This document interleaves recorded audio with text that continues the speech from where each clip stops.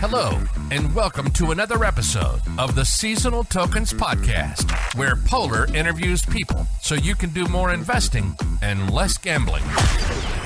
Hello everyone, it is Polar here, the CMO of Seasonal Tokens. Welcome on the new episode of the Seasonal Tokens podcast. And today we have another special guest. We have Eric from ShopX. Welcome, Eric. Hey, Polar. Thank you so much for having me. I'm very excited to be here. Thank you very much for accepting my invitation. There are a lot of great stuff that we'll talk about. What you are doing is very, very exciting, and I think that can help a lot with adoption of the Web3 world. So let's start with this. Can you introduce yourself with a few words? Sure. Nice to meet you. My name is Eric, 29 years old, California. Presently, I'm the Chief Growth Officer and one of the founders of ShopX. My roles and responsibilities include anything that'll increase the value of the ShopX license holder. Okay, amazing. Can you mention more about your Web2 also experience? Absolutely. So in 2016, I started as a consultant. That's when I really got into crypto. Due to the crypto nature, wanting all the value to be captured, I saw how much waste was created in consulting, quit that. And then from there, I helped found a social commerce Web2 platform called CartRev. What CartRev is it replaces affiliate codes. So as a brand using the CartRev app, you could upload all your products with a discount and commission. Any one of your customers could come in and be like, hey, I like this shoe, I like this sweater. They could sell your product for you, earn money in real time. You will get the sale, the customer will get their product, the affiliate will get commission, so everyone's happy. So instead of working with one brand, with one discount code that doesn't really work, you could work with all the brands you love through one singular link. So at that peak, that had over 100 brands on Shopify using the platform. Really nice, really nice. So now, as far as I know, and from what we just heard, you are deeply focused in the Web3 world. So what has actually attracted you? Crypto's been my passion for a while, and I've been with the ShopX team for a while. So honestly, it's just how the universe worked. Okay, so I suppose you haven't been that much attracted because of the promise that you can become rich overnight or something like that? No, I don't care about that at all. So my goal in life is to have and I come from a Bitcoin maximalist background, so that might help you understand where I'm coming from. So my goal in life is to have a nice, peaceful life. I can't do that if the money is not working like it presently is.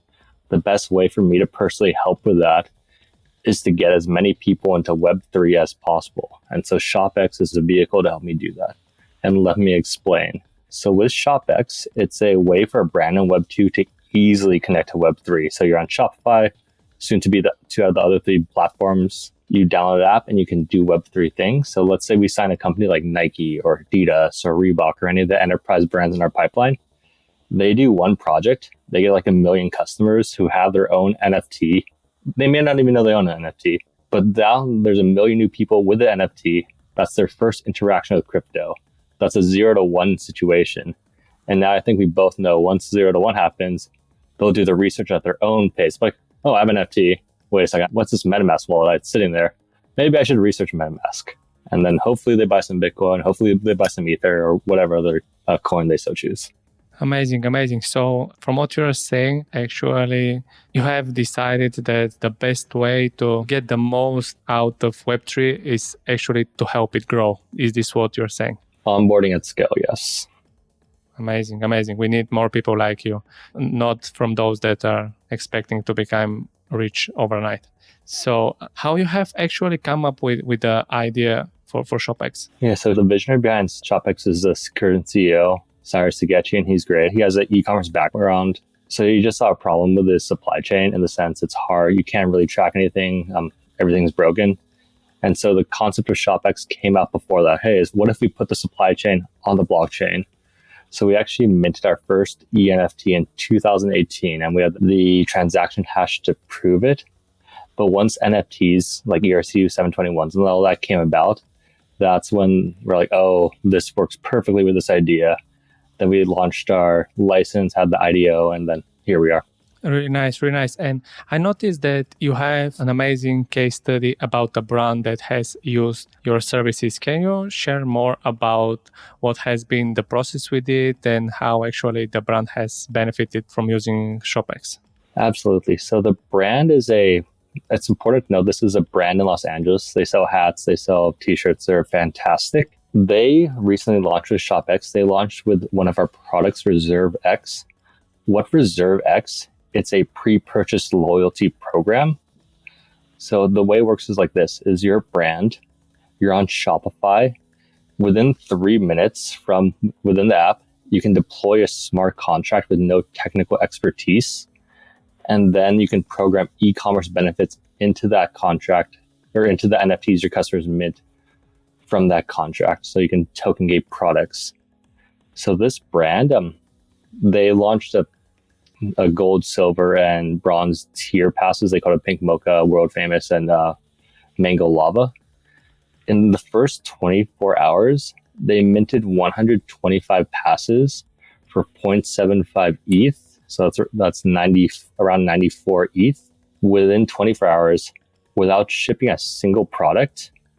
And not only that, over 50% of their minters were at 100% new to crypto. So that means they had no wallet, they've had no Bitcoin, they've had no Ether. They're just completely new to the ecosystem. And from there, within the Shopify app, so think of it as like he's rewarding his most loyal customers. Like, you're a fan of me, you're supporting my business, I'm going to give you benefits. So now he's continuously programming new benefits into that Pink Mocha NFT for his loyal fans. So whenever a new hat comes out, he has very limited supply. When he launches a new hat, within seconds it gets botted out. It's that type of thing. So now the bots can't get through. His fans who normally have to wait outside the store overnight, they can chill and they can just purchase from the website. Instead of rewarding bots, his fans get rewarded. And now, as the value of his brand goes up, so does the value of his customers' Reserve Pass NFT. So instead of rewarding shareholders, if his brand goes big, this pass will have value for his customers. If they want to sell it, they can. They would sell it just normally like on OpenSea, and he would get royalties, which he programmed in. Amazing, amazing. Yeah. Two things I want to mention together with what you just said. And the first thing is that when you said that this brand have an amazing product, I think that a lot of brands in the crypto world don't understand that if you want to succeed with Web3 stuff, you have to have a great product, something that people really love. And the second thing that I want to add is that what you're just mentioning as a case study is a great example of how you can actually be a Web2 world and benefit from the Web3 opportunities. You don't have to become a fully Web3 company, but you can still use the benefits that Web3 is offering, right?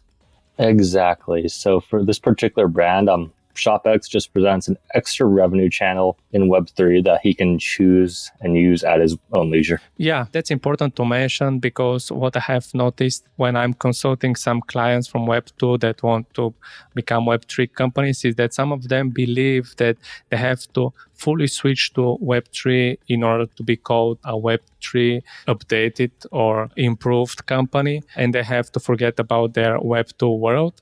But what you're saying is a great proof that's not the case, that they can still do Web2 world, but at the same time increase their revenue by doing Web3 things. Yeah, that's 100% correct. Amazing. So why do you think Web2 e-commerce brands should consider joining the Web3 world?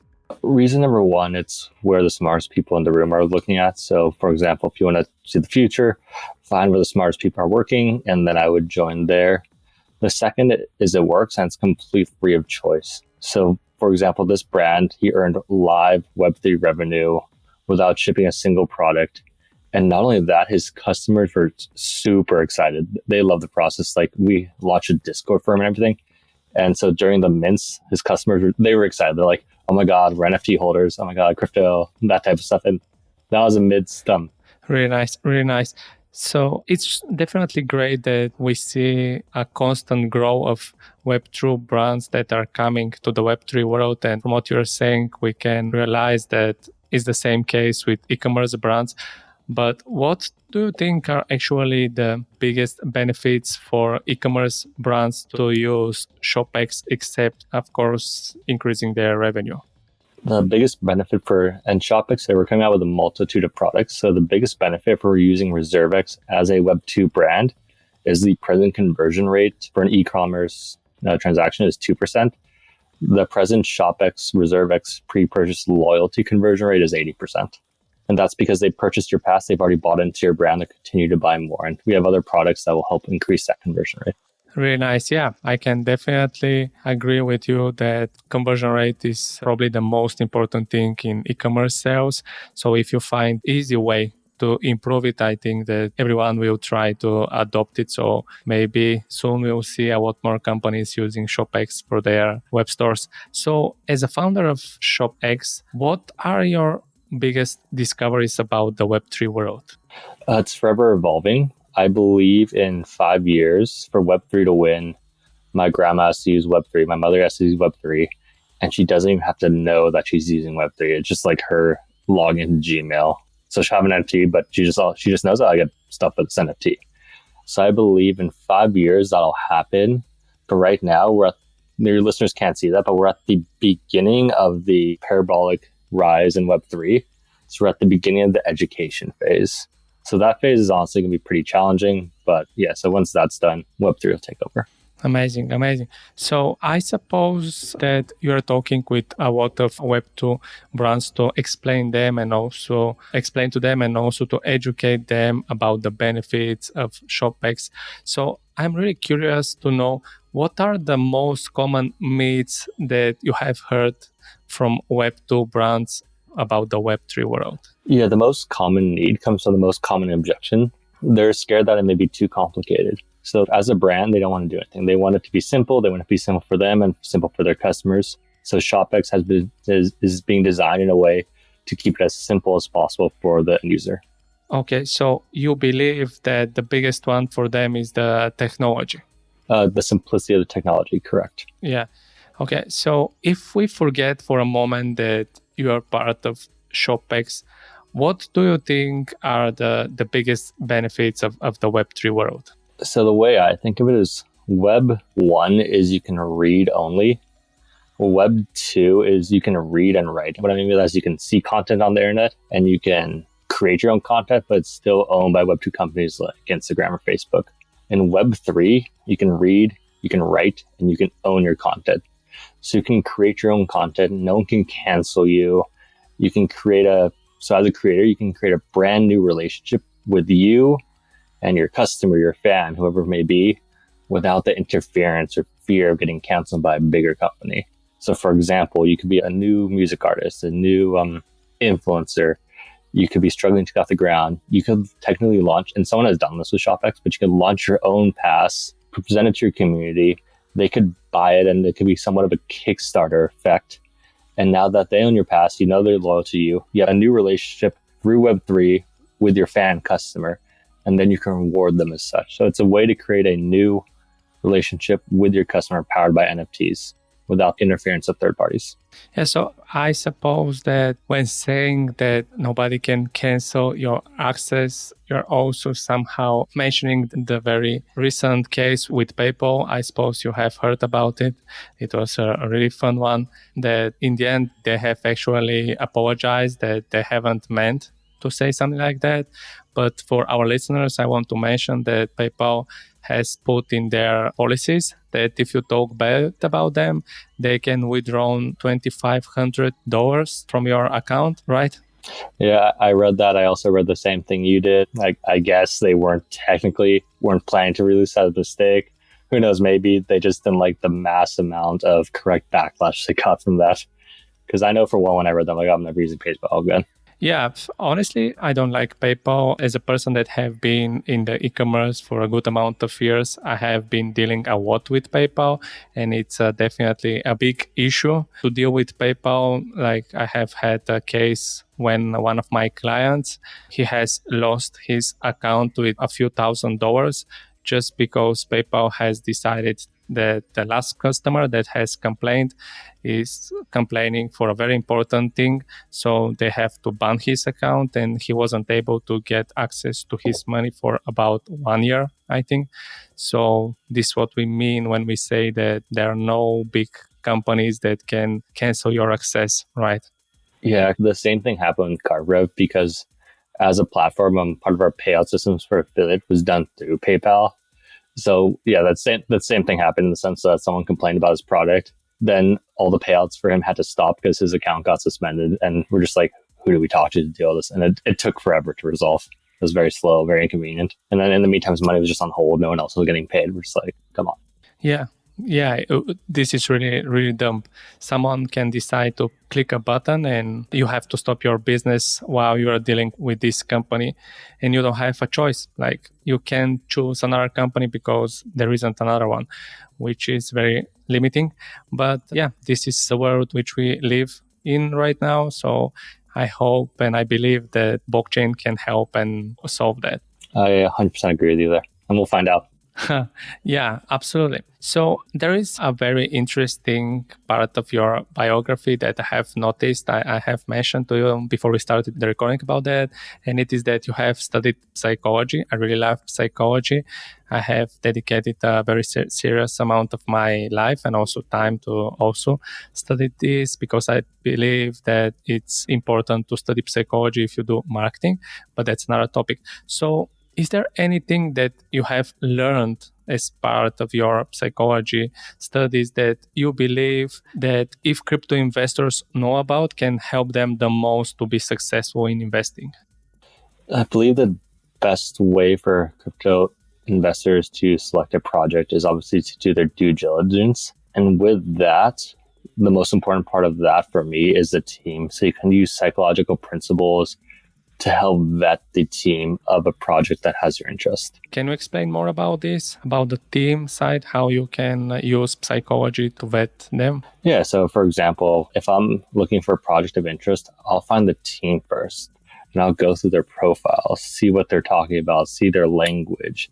And if I can, I'd find some interviews just to watch their body language and see how they talk, how they communicate. And if it's someone I align with, then I move forward with the research and vetting process on my own personal end. So does this mean that if the project doesn't have a docs team, you are moving on and not investing in this project? Yeah, pretty much. And that's not to say anonymous projects can work, because clearly Bitcoin. But as of now, because of the nature of the landscapes, due to like 95% of ICOs being scams, 95% of NFTs being a rug pull, the team is the most important factor for me. It's a skin in the game principle. If you're going to have skin in the game, your face is out there, you're attached to their product, you're less likely just to dip. Yeah, but at the same time, we have seen many examples of people with their faces that in the end just dump the tokens or dump the NFTs and move on and like throw sand in our eyes by saying that it is not their fault. Exactly. You're 100% right. You can't be 100% correct. I'm just saying that it's the first part in my betting process where I'm like, okay, let's check out the team. Okay, by saying that you're analyzing the team by using your psychology knowledge, do you think that actually studying human psychology can help you to become a better crypto investor? Absolutely. And the reason is if you can understand someone, you can help understand their incentives. If you understand their incentives and their emotions, you can have a better prediction of how they're going to react in certain situations or how the project's going to perform. So for me, it's all incentive based. Yeah, and I can also add that by studying psychology, you can also learn how to read among the paragraphs, not only from the words. And actually, you can reveal a lot of information about the project and the founder's intentions by like thinking more as a psychologist, not just like an investor, right? Yeah, I mean, you've studied psychology much more extensively than me, and I agree with what you just said. Mm-hmm. Really nice. So I suppose that when you are investing in crypto projects, you also have some mindset that you are following in order to decide where, how, and what to invest in. Am I right? Correct. And to be upfront with you, I don't invest in very many projects. That's understandable, especially when we know that, like you said, more than 90% fail. So that's totally understandable. So what's actually your mindset when you're investing, and what do you think should be the mindset of the successful crypto investor based on your experience? Again, I can only, not financial advice, I can only speak to what's worked for me. Is I kept my core base, Bitcoin, Ethereum, and then I ventured off to small projects with smaller bags, 10x potential. So I use a weighted system, meaning like 80% are safe bets, 20% are moonshots type of thing. I always have some USDC on the side as well, because you never know what's going to happen. Yeah, absolutely. So as a person that have been a lot of time in crypto, what's your number one tip for people coming in the Web3 world for the first time? Research, obviously research. Get on Twitter, find YouTube podcast. From there, my number one tip is to get some skin in the game, meaning even if you don't understand it, buy like $50 of Bitcoin. Once you have that first transaction under your belt, then that 0 to 1 effect takes in. And then you're interested. Once you have a bit, you'll research it more. The price will most likely go up. It could go down, but if the price goes up, you're drawn into that. Then you enter the FOMO cycle. You research more and more and more, and then you eventually you hopefully get to the core thesis. And then at that point, hopefully you're a hodler, and us hodlers, we create the floor for the next bull run. Absolutely. I definitely agree with you. But one of the things that you just mentioned, and it's really important, I think, to somehow talk more about it, is the FOMO, the fear of missing out, which a lot of people are experiencing. And I'm sure that you have also experienced. I have experienced many times, but actually sometimes this FOMO is leading us in the bad direction, right? So the FOMO, obviously, I think we've all bought top at some point. But the FOMO is what really gets most people really researching and get to the reason why Bitcoin is created. And once they get to the why, they can survive the next bear market, set the stage for the FOMO for the next crypto class in.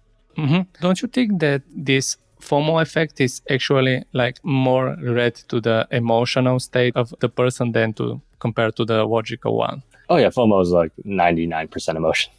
Yeah, so because I have a feeling that when we experience this FOMO, after that, our brain just do its best to convince that we have done the best decision ever. And it is like, I can compare it only with the same psychology effect that is happening when you buy something. I'm sure that you have heard about it, that when you buy something, your brain is doing again its best to convince you that this is the right direction. You shouldn't feel sorry about that. And it can find like thousands reasons why you have done the right thing, not the wrong one. So I think that with the FOMO, it is the same. So I have some worries that in most of the cases, because of that, most people just don't go and research. They just trust their gut and think that they have done the right direction because their mind has convinced them in that. Don't you think this way? Yeah, and that was a very cool way to put it. I never linked those two, but like you said in sales, you buy based on emotion, then justify it after. With this particular thing, I view crypto as inevitable. Could be wrong, but for me, it's just another touch point in the sense maybe the FOMO gets them in. That's touch point one. Whether it's 2 touch points till they're eventually sold or 100, they're just on that path to fully entering Web3. Yeah, you have both. Your mind has convinced you that you have done the right decision, so you have to stay. Otherwise, if you sell, you'll lose probably. So, welcome in crypto. Yeah. The thing is, as soon as you sell, we both know it starts shooting up again, and there's like and as soon as you buy, it takes. It's just how it works. Exactly. Yeah, and when you sell, it always goes to the moon, right? Yeah. Yeah. So I believe that sometimes this FOMO actually is one of the big mistakes that we do as traders. I still do it from time to time because I'm really like bonded to some of the projects that I have invested in, probably because I have invested a lot of them, but that's another topic. So what do you think are if we consider this a mistake, what do you think are the other common mistakes that crypto investors do? And I'm not a trader, so I don't want to speak on that, but I would say the number one mistake people use, and I've been guilty of this, is leverage. Just chasing the bag, chasing the FOMO with leverage is an easy way to get liquidated. Yeah. And lose everything that you have. So yeah, sometimes our greediness is leading us to not very good places. Yeah. So a combination of greediness and cockiness, like I can't be wrong. And then yeah, and that in 99.9% of the cases finishes really bad. So you have to be more logical, I suppose, when you're making such decisions. So right now we are, let's say, Okay. a bear market and also a recession.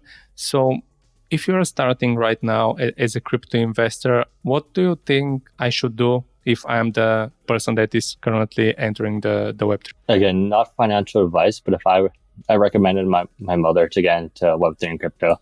So I just set her up with a DCA for both Ethereum and Bitcoin as a new Web3 user. And then she's asking me questions as she goes along.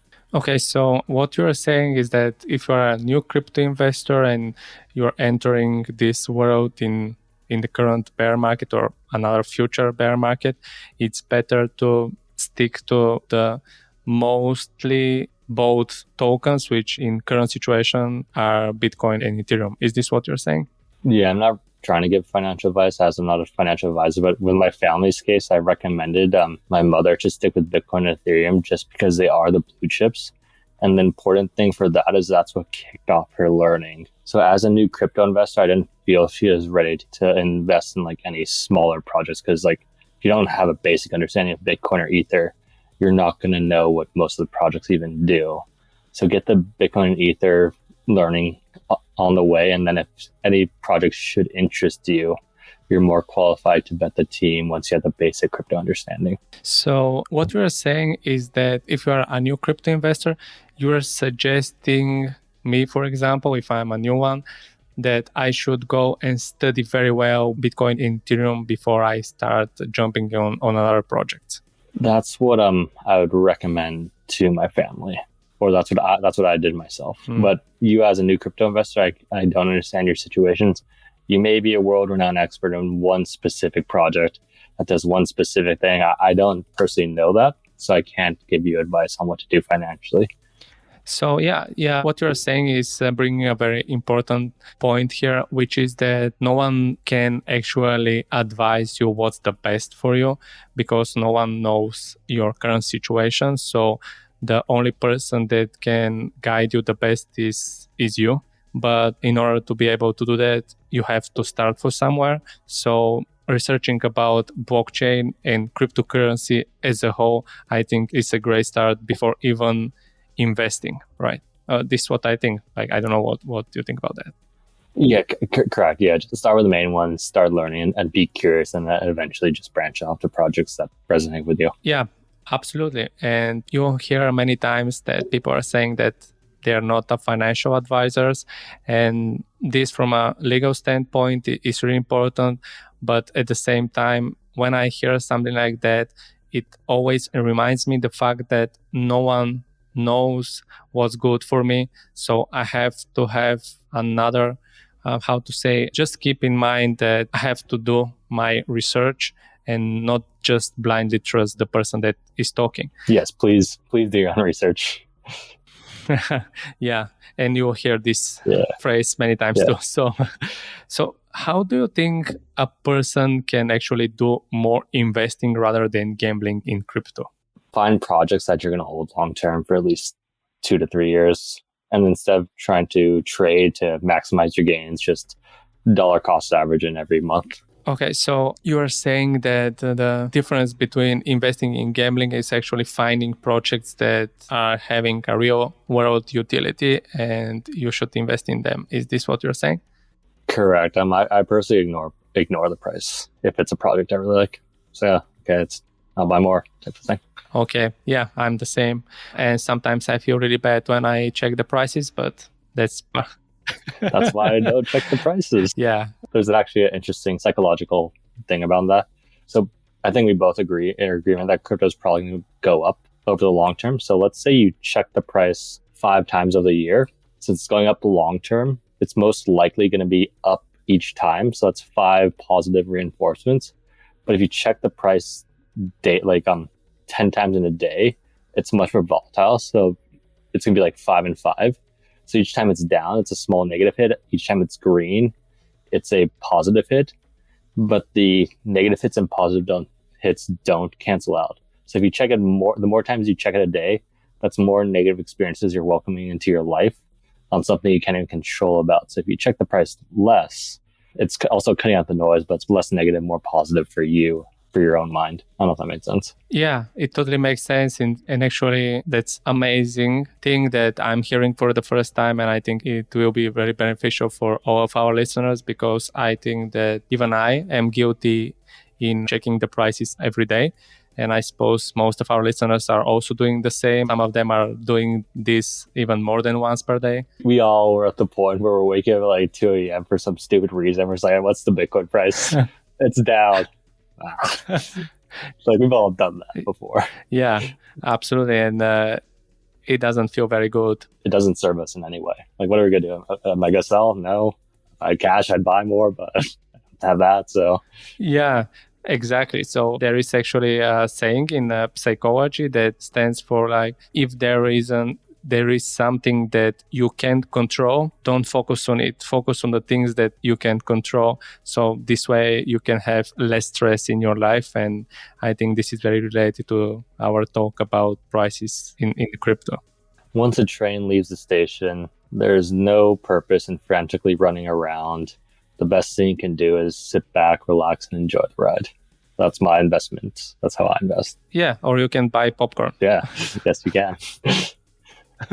So you can make it even more pleasant. So we have started with that, but I think it would be really beneficial if we finish with that also. But what makes you think that the future of crypto is bright? Number one reason is I view it truly helps 95% of the people, and that 95% includes all the honest workers, all the hard workers. The 5% it hurts are rent seekers at the top. So that's reason number one. Reason number two is that's where it's attracting all the talent. So once the talent gets attracted, it becomes a self-fulfilling prophecy. And reason number three is honestly it's just a way for users to own the internet. So having private property on the internet through NFTs is a cool concept, and I think it would add value. Yeah, you're absolutely right. And if more people find out about all the benefits that the Web3 world is offering, I think the mainstream will become like inevitable.